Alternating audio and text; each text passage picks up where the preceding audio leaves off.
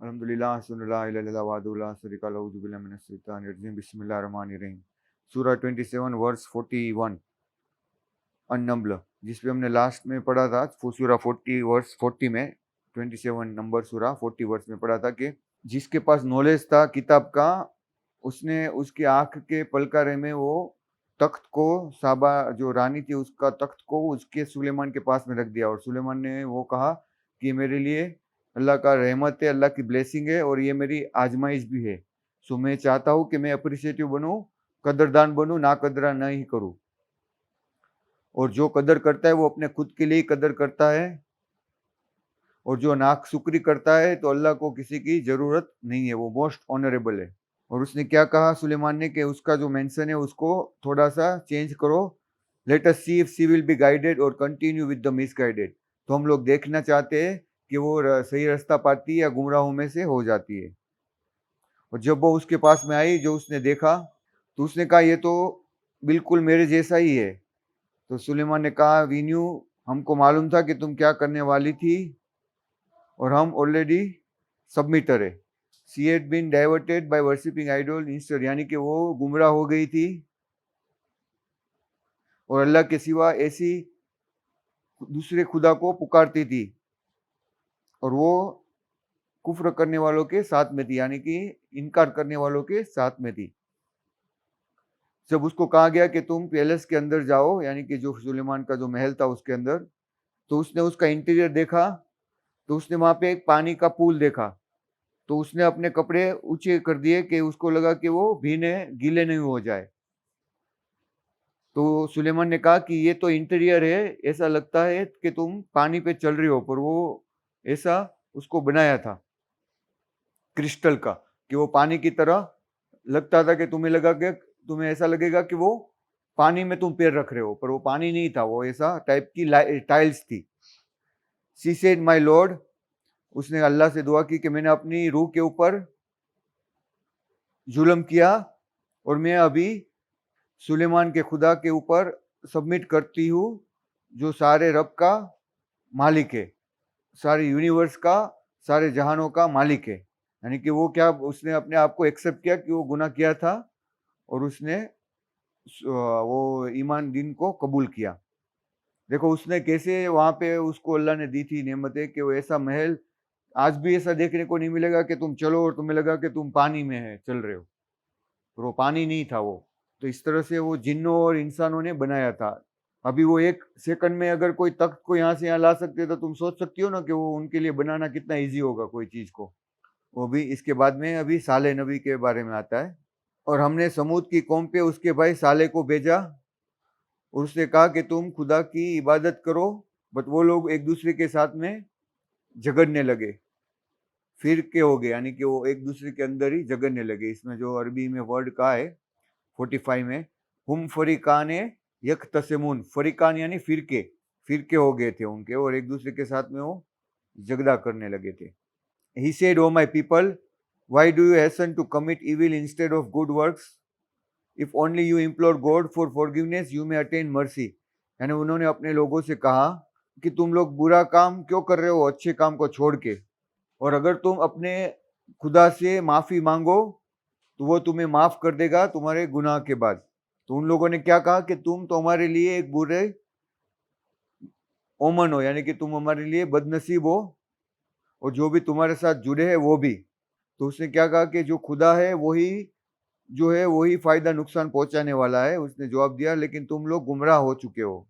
उनमें से 9 ऐसी उनके सिटी में कौम थी जो बुरी थी और जो बुरे लोग थे जो कोई भी अच्छा काम नहीं करते थे। तो उन लोगों ने खुद ये कहा कि चलो हम लोग इन इनको सुले साले को और उनके लोगों को मार देते हैं और उनकी ट्राइब को ऐसा कहते हैं कि हमको इनकी मौत के बारे में खबर मिली है और हम बहुत सच्चे हैं, यानी कि उन्होंने प्लान गढ़ा उनको मारने का।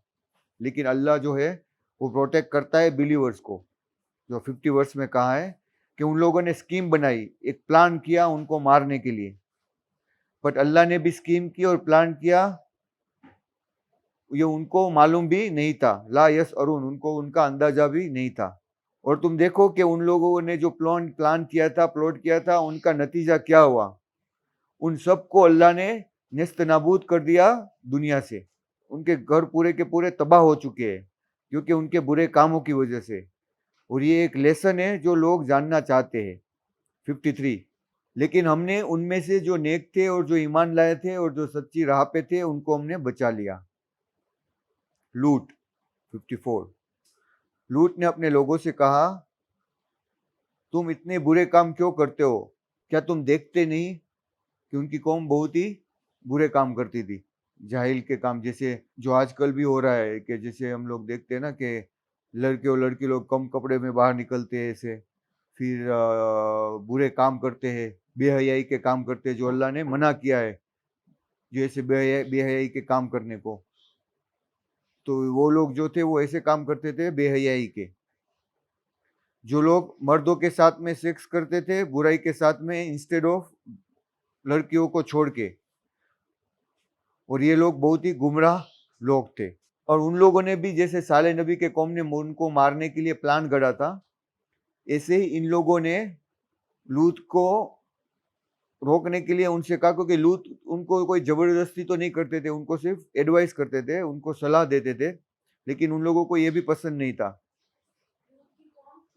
हाँ, तो लूत की फैमिली को बोला कि हम तुमको बेनकाब या तुमको बेदखल कर देंगे ये शहर से, अगर तुम लोग बहुत पाक बनना चाहते हो तो। यानी उनको धमकी देते थे कि अगर तुम हमको ज्यादा बहुत ये एडवाइस दोगे या कुछ करोगे तो हम तुमको ये यहाँ से बेदखल करके तुमको यहाँ से ये शहर से निकाल बाहर फेंकेंगे। तो बिल्लाह अल्हम्दुलिल्लाह सुन्नल्लाह इल्लल्लाह वहदहु ला शरीका लहु औज़ु बिल्लाहि मिनश शैतानिर रजीम बिस्मिल्लाहिर रहमानिर रहीम। 58.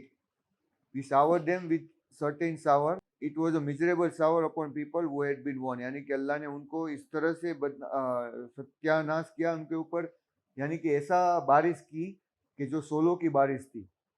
सोलो जिन्हें इसमें से जो निकलते हैं ना, ज्वालामुखी में से पत्थर और जो लावा, और ऐसे पक्षियों ने उनके ऊपर ऐसे गरम गरम पत्थर फेंके कि जिससे वो पूरी कौम और पूरी लोग सत्यानाश उनका हो गया। और वहाँ उसके बाजू में डेड सी जो है ना, वो डेड सी की जो डेंसिटी इतनी ज्यादा हो गई, क्योंकि वो जिस पत्थर से उनको नाश किया गया था वो कौम को, तो वहाँ पे वो जो दरिया था उसमें भी हो गिरा, तो उसकी जो सोल्ट लेवल इतना बढ़ गया कि वहाँ पे कोई अभी जाता है तो वहाँ डूबता भी नहीं है, वो सीधा ऊपर ही रहता है, तुम उसके अंदर डूबोगे नहीं, वो पानी के अंदर, जिसको डेड सी बोलते हैं। वहाँ पे कोई भी मछली या वो कोई भी जिंदा नहीं रह सकता। तो वो उनकी एक निशानी है, अल्लाह ने वो रखी है दुनिया में कि ये लोग देखो कि ऐसे बुरे हयाई और बेहयाई के काम करने वालों के साथ कैसा अंजाम होता है। मेक नो डिस्टिंक्शन, यानी कि हमें चाहिए, ये 59 में अल्लाह कह रहा है सूरा वर्ष में, कि हमें कोई भी रसूल और पैगंबर के बीच में तफावत या वो नहीं करना, एक दूसरे को ऊपर या नीचे नहीं करना। यानी कि हम ऐसा नहीं कहना कि जीसस से जो प्रॉफिट मोहम्मद है वो ज्यादा ऊपर है। अभी ये लोग मुसलमान क्या करते हैं कि प्रॉफिट को ऐसा बोलते हैं कि वो सबसे उसको ऊंचा दर्जा दिया है, सबसे ऊपर बेस्ट प्रॉफिट है। ऐसा हमें नहीं कहना चाहिए, हमको किसी के प्रॉफिट के बीच में कंपैरिजन नहीं करना चाहिए कि ये बड़ा है ये छोटा है। सबको अल्लाह की मर्जी है, वो अल्लाह के हाथ में है किसी को बड़ा करना है छोटा करना। उनका हर एक का मकसद था कि अल्लाह एक है, उसकी इबादत करना और वो लेके मैसेज को डाइवर्ट करना, उनको उसको सबको वो मैसेज को पहुंचाना। तो ये लोगों ने क्या किया था बाद में, हर अपने अपने मैसेंजर को अच्छा मानने लगे थे और बेस्ट मानने लगे थे। से अल्लाह की तारीफ करो, और वो अपने बंदों को पसंद करता है जिसको चाहता है, और अल्लाह सबसे बेहतर है, या जो इसके सिवा ये लोग पूछते हैं वो बेहतर है। यानी कि वो जिसे चाहते हैं पसंद करता है, हमें किसी के ऊपर डिस्टिंक्शन या कंपैरिजन नहीं करना। और 60 में, कौन है जो आकाश और धरती को बनाया है, और कौन है जो आकाशों में से पानी भेजता है, और जिससे तुम देखते हो कि वो पानी से हर जगह पे हरियाली और सुंदरता और खूबसूरती हो जाती है।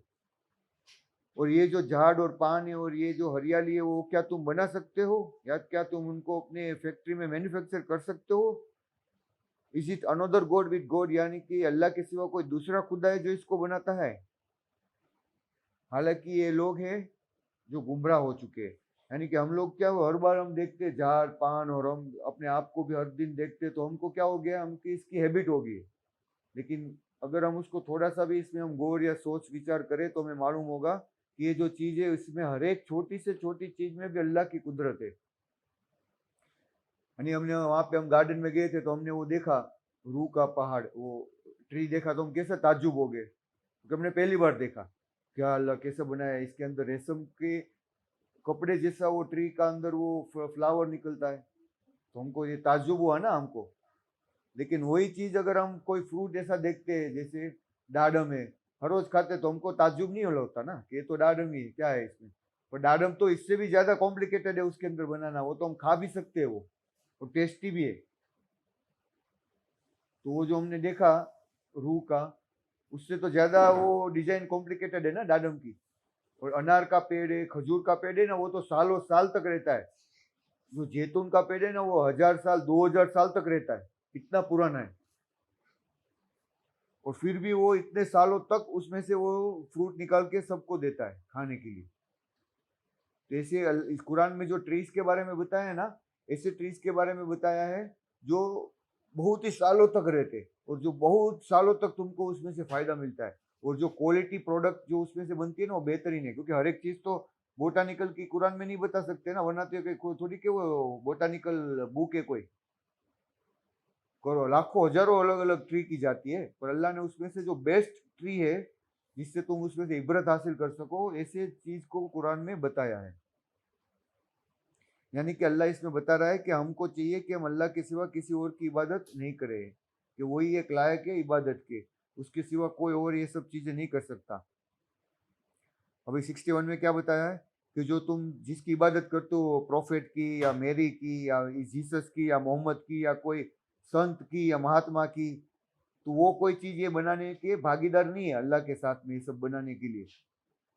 हु इज द वन, यानी कि अल्लाह सवाल करता है कि कौन है जो दुनिया में सब चीजों को बनाता है, कौन है जो दरिया में और नदियों को बहलाता है, यानी कि नदियों में पानी कौन देता है, और जो माउंटेन में से यानी कि पहाड़ों से में जो गिरती है, और उसके बीच में पानी के बीच में कौन है जो दो बैरियर बनाता है, यानी कि दोनों पानी या नदी और दरिया का पानी भी अगर जाए ना तो मिक्स नहीं होता, दोनों दरिया का भी अलग अलग पानी वो मिक्स नहीं होता। तो क्या खुदा के सिवा और कोई खुदा है कि ये जो बनाता है? तो अल्लाह ये सवाल करता है, लेकिन अक्सर लोग हैं वो जानते नहीं है। और जब लोग तकलीफ में होते, बहुत ही मुसीबत में होते, तब जब वो उनको पुकारते तो उनकी पुकार को कौन सुनता है, और कौन है जो उनको वो तकलीफों में से आसानी देता है और मुश्किलों में से शिफा देता है और आसानी करता है? क्या दुनिया में अर्थ में कोई ऐसा दूसरा कोई है जो वो कर सकता है? क्या दूसरा कोई खुदा है? हालांकि तुम लोग जो है वो बहुत ही कम समझते हो और कम ही इसमें से इबरत हासिल करते हो। 63, और वो कौन है जो अंधकार में से तुमको बाहर निकालता है, और कौन है जो दरिया में से तुम्हें लैंड के ऊपर लेके आता है? यानी कि अगर तुम दरिया में जाओ या हम लोग कोई हवाई जहाज में ऊपर जाते, तो कुछ हो जाए तो हमारी हालत क्या हो जाती है? हम अल्लाह को सीधा याद करने लगते हैं ना कि अल्लाह भी तुम्हें बचा ले इस बार। तो अल्लाह के सिवा हम किसी को याद नहीं करते जब तकलीफ में होते। कोई भी इंसान हो, कोई भी, वो अपने खुदा और अपने अल्लाह अपने भगवान को ही याद करता है उस वक्त में, इसको और कुछ याद नहीं होता। और वो कौन है जो हवा में से अच्छा संदेशा लेके भेजता है? यानी कि देखो बारिश होता है तो हवा में से ही बारिश की मिलती है ना निशानी, और बारिश में से बाद में खेडूत लोग जो फार्मर लोग हैं वो खेती बनाते, खेती उगाते हैं। तो वो अच्छा न्यूज़ कौन लेके जाता है हवा में से? क्या अल्लाह के सिवा कोई और खुदा है? अल्लाह सवाल करता है, ओला है अल्लाह हो, और आ इला हो अल्लाह हो, आ इला यानी कोई दूसरा खुदा है अल्लाह के सिवा? हालांकि जो अल्लाह है वो बहुत पाक है, एग्जाल्टेड है, कि उसके साथ में कोई दूसरा कोई पार्टनर हो, हालांकि वो अकेला है, उसके साथ में कोई पार्टनर नहीं है सब चीज करने में। और वो इज द वन, यानी कि वो कौन है जो सबसे पहले जिसने क्रिएशन किया है, यानी जब कुछ भी नहीं था, जीरो था, जब बिग बैंग में बाद में पूरा यूनिवर्स बना, अर्थ बना, सन बना, तो वो इनिशिएट किसने किया? अल्लाह ने किया ना, कोई फरिश्ते ने के कोई किसी ने नहीं किया, अल्लाह ने बनाया। कौन है जो आकाश और धरती में से सब किसी को उसकी जरूरत की चीज देता है? क्या अल्लाह के सिवा कोई और खुदा है? अगर है तो तुम उसकी साबिती लेके आओ, अगर तुम लोग सच्चे हो, या अगर तुम है तो कोई ऐसी चीज बना के दिखा दो अपने आप से। ऐसा नहीं कर सकते तुम। और कौन है जो आकाश और धरती में चीजों को जानता है, और कौन है जो भविष्य भी जानता है? अल्लाह के सिवा कोई नहीं। क्या इन लोगों को समझ नहीं आता कि ये लोग वापस बुलाए जाएंगे, वापस रिसरेक्ट किए जाएंगे, मरने के बाद वापस उनको जिंदा किया जाएगा? हालांकि उनमें से बहुत से लोगों को ये चीज समझने में क्या होती है, 66 में अल्लाह बता रहा है कि उनको कंफ्यूज होता है कि कैसे जन्नत में उनको दाखिल किया जाएगा, और उनके बारे में वो लोग शक करते हैं। हालांकि वो लोग टोटली उससे बेदरकार हो गए, यानी कि उनको थोड़ा सा भी वो लोग उनकी कदर नहीं करते और बेध्यान हो गए। हालांकि ये लोग देखते कि इतनी सारी चीजें जो अल्लाह बनाता है इतनी बेखूबी से, इतनी सुंदरता से, तो उनके लिए, अल्लाह के लिए वापस मरने के बाद जिंदा करना तो बहुत आसान है। हालांकि अगर तुम देखो, एक फ्रूट की डिजाइन देखो, एक अंडे में से किसी को बनाना, वो कोई अगर मर गया है ना, उसको जिंदा करे ना, उससे भी बड़ा मिरेकल है वो, क्योंकि वो तो एक जीरो चीज है ना। अंडा में से अगर किसी को बाहर निकालना है, एक पूरी मुर्गी को या अलग अलग डिफरेंट काइंड ऑफ बर्ड्स को, तो वो तो एक मरे हुए इंसान को अगर तुम जिंदा करो, इससे भी ज्यादा मिरेकल है ना। तो तुम लोग इसमें क्यों सवाल करते हो कि अल्लाह एक बार दूर होने के बाद वापस तुमको जिंदा नहीं कर सकता? तो तुम सोचो कि हमारे पास हर दिन ऐसे मिरेकल्स हो रहे हैं जो इतनी अल्लाह की सबूत पेश कर रहे हैं कि खुदा एक है, और वो चाहे तो इससे भी बेहतरीन हमें आखिरत में हमको कोई अच्छी बेहतरीन जगह में ले जा सकता है, जहाँ पे सुकून होगा, जहाँ पे खुशी होगी, वहां पे, क्योंकि अल्लाह की करीबी होगी। अल्लाह की करीबी का मतलब है कि तुम्हें सुकून होगा वहां पे, और जितना अल्लाह की दूरी होगी उतना तुम्हें सुकून नहीं होगा। तो जितना तुम अल्लाह को याद करोगे उतना ही तुम्हें सुकून ज्यादा मिलेगा। ये दुनिया में क्या है कि अल्लाह की प्रेजेंस हमें नहीं है, तो अगर हम अल्लाह को भूल जाएंगे तो हमें वापस दर्द होगा, हमें टेंशन होगा, स्ट्रेस होगा। और लेकिन हम जितना अल्लाह को याद करेंगे उतना हमें स्ट्रेस नहीं होगा और हम इतना ही सुकून फील होगा, क्योंकि अल्लाह, और जहन्नम में क्या होगा कि अल्लाह की कोई प्रेजेंस ही नहीं है वहां पे। तुम अल्लाह को याद करो कि नहीं करो, वहां पे तुम्हें दर्द और तुम्हें वहां पे सिर्फ गिल्टी फीलिंग है, और इतनी गिल्टी फीलिंग है कि तुम अपने आप को ही नुकसान करोगे वहां पे जाके। वहां पे तुम्हें सुकून मिलेगा ही नहीं, क्योंकि वहां पे अल्लाह की प्रेजेंस ही नहीं। यहाँ पे तो दुनिया में अल्लाह ने मौका दिया है, अगर तुम अल्लाह को याद करोगे तो अल्लाह की प्रेजेंस तुम्हें महसूस होगी और अल्लाह तुम्हारे पास ही होगा। लेकिन जहन्नम में वो मौका नहीं मिलेगा कि तुम अल्लाह को याद करोगे और तुम्हारा जो अजाब है वो कम हो जाएगा। और जन्नत के अंदर तुम्हें अल्लाह को याद करने की भी जरूरत नहीं होगी, क्योंकि वहां पे अल्लाह तुम्हें इस तरह से रखेगा कि तुम्हें अल्लाह की याद ऑटोमेटिकली तुम्हारे अंदर ही हो जाएगी, क्योंकि तुम्हें वो फील इतना महसूस होगा कि तुम्हें नेचुरली, जैसे तुम सांस ले रहे हो ऐसे ही वो चीज तुम्हारे अंदर अल्लाह डाल देगा, जिससे तुम्हें कोई डर ना होगा, ना कोई खौफ होगा। वहां पे किस चीज का डर होगा वहां पे? क्योंकि वहां पे तुम्हें सुकून होगा, ना मौत का डर होगा, न टाइम का डर होगा, न कोई चीज आगे जाएगी न पीछे जाएगी, न कोई चीज को, किसी को बुढ़ापे का डर होगा कि कोई चीज नुकसान ही का डर होगा, क्योंकि वहां पे सुकून ही सुकून होगा, जिसको क्या बोलते हैं हिंदी में, मोक्ष मिल जाएगा आदमी को, रिडेम्पशन मिल जाएगा। तो ये लोग क्या सवाल करते हैं कि जब हम लोग डस्ट हो जाएंगे, यानी कि चूरा चूरा हो जाएंगे, तो क्या हम और हमारे बाप दादाओं को फिर से जिंदा किया जाएगा? ये सवाल करते हैं। ये सवाल करने से पहले क्या वो देखते नहीं कि अंडे में से कैसे बाहर निकल रहा है? तो अल्लाह जिस तरह से वो एक चीज को आगे ले जाने के लिए कादिर है, तो वो क्या वो वापस उसको पीछे ले जाने के लिए कादिर नहीं है? वापस वो जीरो से वापस वो जो बनी हुई चीज को वापस नहीं बना सकता एक बार? वो तो बहुत ईजी है, उसकी डिजाइन तो ऑलरेडी वो डीएनए में कोडिंग ही है, तो उसको बाद में वो उसको वापस जिंदा करना, it will be very easy. लेकिन कोई चीज को जीरो में से खड़ा करना वो सबसे ज्यादा डिफिकल्ट है। तो ये लोग क्या, अल्लाह इसके लिए सवाल पूछते हैं कि तुम क्या सोचते हो? वी हैव बीन गिवन, हमने, ये हमारा वादा है, और ये हमारे पिछले को भी हमने ये वादा किया है। तो वो लोग क्या बोलते हैं कि हमको ये पिछले के लोगों ने से भी वादा दिया और आगे आगे के लोगों ने भी वादा किया है। तो अल्लाह कहते हैं कि जाओ तुम घूमो अर्थ में और देखो कि बुरे लोगों के साथ क्या अंजाम हुआ था। उनके ऊपर तुम दुख मत करो और उनके ऊपर जरा भी टेंशन भी मत करो और एनोय भी मत हो। यानी हम लोग क्या करते हैं, अगर कोई हमको बार बार बुरी चीज कहे तो हम लोग क्या हो जाते हैं, ये हो जाते हैं ना, चिढ़ जाते हैं उनसे। तो अल्लाह बोलते तुम उनसे चिढ़ो नहीं, जो लोग स्कीम कर रहे हैं ना, तुम सब्र करो और धीरज करो, अल्लाह तुम्हारे साथ ही है, वो तुम्हें देख ही रहा है। तो ये लोग तुमको सवाल करते हैं कि ये कब वादा सही होगा। जब वो लोग बताते थे कि अल्लाह का वादा है, सच्चा है, तो वो लोग उनसे मजाक करते थे और बोलते थे अल्लाह का वादा कब होगा अगर तुम सच्चे हो? तो उनको कहो तुम जो अल्लाह ने जो वादा है उसमें से कितनी तो जो अजाब है वो ऑलरेडी तुम भुगत ही रहे हो। यानी देखो आजकल अभी क्या हो रहा है, कितने अजाब आ रहे हैं ना। अभी अर्थ की देखो टेम्परेचर बढ़ रहा है, क्लाइमेट चेंज हो रहा है। जैसे अल्लाह का अजाब तो अभी ऑलरेडी भुगत ही रहे हैं जो लोग बुरे कर रहे हैं उनके साथ में। और अल्लाह तो रहमान और रहीम है, लेकिन जो लोग है वही कदरदान नहीं है। अल्लाह तो योर लॉर्ड व इन्ना रब्बका फजली अलन नास, यानी कि अल्लाह का फजल है इंसान के ऊपर। वला किन्ना अक्सरुम, लेकिन अक्सर लोग क्या करते हैं, या शुक्रुन ला यशकुरुन, ला यानी नो, शुक्र नहीं करते अल्लाह का। और अल्लाह को सब मालूम है कि वो अपने दिलों में क्या छुपाते हैं और क्या जाहिर करते हैं। और अल्लाह से आकाश और धरती में कोई भी चीज छुपी नहीं है। और अल्लाह ने हर एक चीज को लिखा हुआ है प्रोफाउंड रिकॉर्ड में। अभी देखो इसमें 76 में कुरान के बारे में लिखा है, इन्ना हाजल कुरान, this Quran settle many issues. इसमें हाजल कुरान का है, हाजल यानी ये कुरान जो हमारे हाथों में है, जो नबी प्रॉफिट के ऊपर नाजिल हुआ है।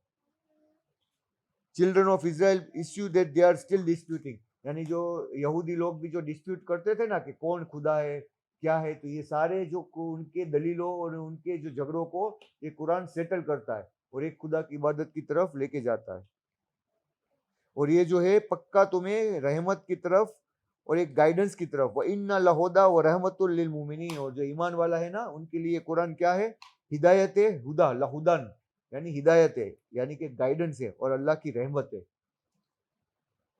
यानी ये तुम्हारे लिए तकलीफ के लिए अल्लाह ने नहीं नाजिल किया, ये तुम्हारे लिए अल्लाह ने अच्छे के लिए नाजिल किया है।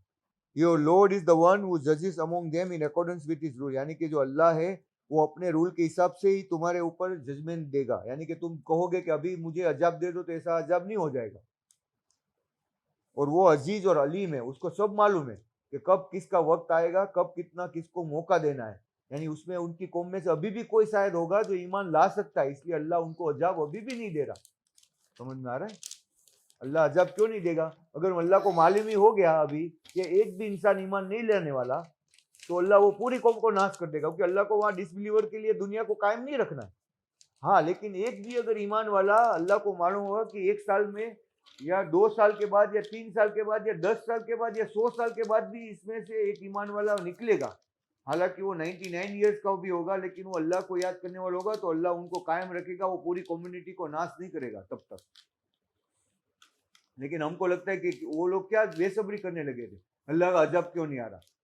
हालांकि उनमें से कोई अभी भी ईमान वाला नहीं है, पर कोई ईमान वाला बन सकता था। समझ में आया? यानी अल्लाह ने क्या बताया कि अल्लाह जज करता है अमोंग अपॉन हिज रूल, यानी उसका रूल इतना बेहिसाब होता है कि वो किसी के ऊपर भी अन्याय नहीं करता। उसको मालूम है कि ये 5 साल के बाद अगर मान लो अहमदाबाद में कोई भी अच्छा इंसान नहीं है, तो अल्लाह पूरी सिटी को नाश कर देगा, उसको क्यों रखना है। पर अगर कोई अहमदाबाद में कोई एक इंसान भी है, अगर वो ऐसा कोई काम कर रहा है कि उसके काम की वजह से कोई दूसरे अमेरिका में बैठा कोई इंसान, अगर उसको वो उसके काम की वजह से ईमान लाने वाला होगा, हालांकि वो ईमान नहीं लाया, लेकिन उसके काम की वजह से कोई दूसरा ईमान लाने वाला होगा ना, तो भी अल्लाह वो चीज को नाश नहीं करेगा। समझ में? अगर मान लो यहाँ पे कोई अच्छा काम कर रहा है, कोई साइंटिस्ट है या कोई ऐसी चीज है कि कोई ऐसी कोई चीज डिस्कवर करने वाला है, उसकी डिस्कवरी से कोई दूसरा इंसान है वो ईमान लाने वाला है, वो तो नहीं लाएगा, पर उसकी वो डिस्कवरी की वजह से कोई दूसरा ईमान लाने वाला है, तो अल्लाह उसको, जो इंसान जो डिस्कवरी करने वाला है ना, उसको भी वहां पे कायम रखेगा। वो अल्लाह का जो कानून है वो इस तरह से चलता है कि वो पूरी कौम को नाश नहीं कर देगा। देयरफॉर हमको क्या चाहिए, फतवक्कुलु अलल्लाह, हमारा जो तवक्कल है वो अल्लाह के ऊपर रखना चाहिए। और अल्लाह ने जो हमें जो मैनिफेस्ट किया है ना, इन्नका अलल हक्कल मुबीन, जो कुरान और जो चीज हमारे ऊपर डाली है ना वो हक है, तो हमें उसको फॉलो करना चाहिए। हमें भी इतना ऐसा नहीं बेसब्री नहीं कर देना चाहिए कि कब हो जाएगा क्या हो जाएगा, सब्र करना चाहिए और धीरज करना चाहिए। ओके।